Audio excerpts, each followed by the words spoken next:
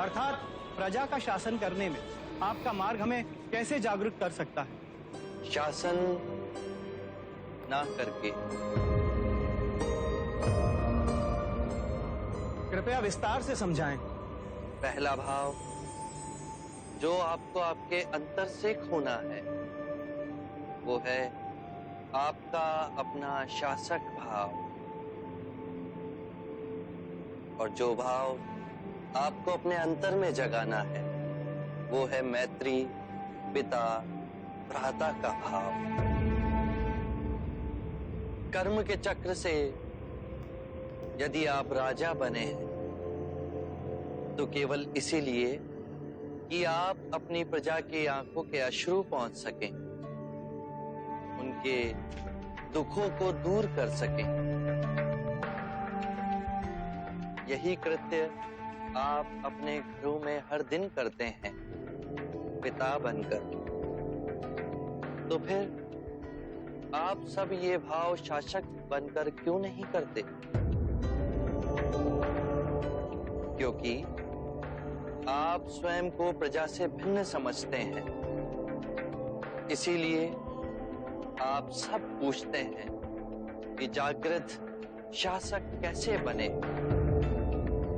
ये प्रश्न आप तब नहीं पूछते जब आप पिता बने थे कि हम पिता कैसे बने, क्योंकि वहां अपनत्व का भाव है। तो इसी भाव को और विस्तृत करें। सभी अपने हैं, सभी के दुख अपने हैं।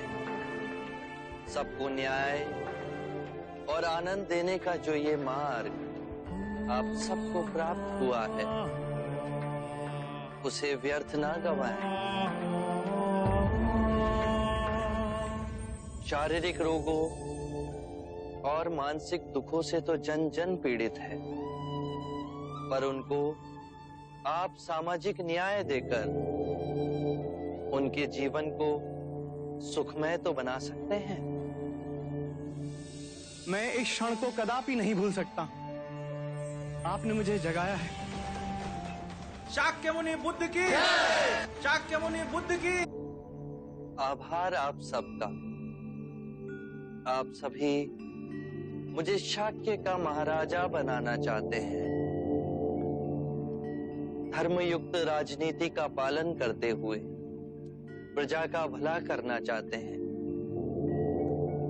क्या आप लोग ये नहीं चाहते कि मैं इसी प्रकार समस्त मानव जाति का कल्याण करूं? यदि मैं शाक्य महाराजा बना तो केवल शाक्य गणतंत्र तक ही सीमित रह जाऊंगा, परंतु अब सारी मानव जाति मेरी है। मैं समस्त मानव जाति का हूं।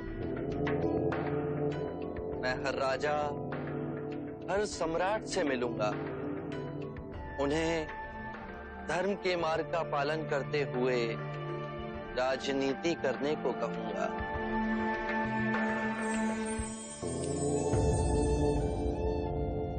अब मुझे आज्ञा दें पिताश्री।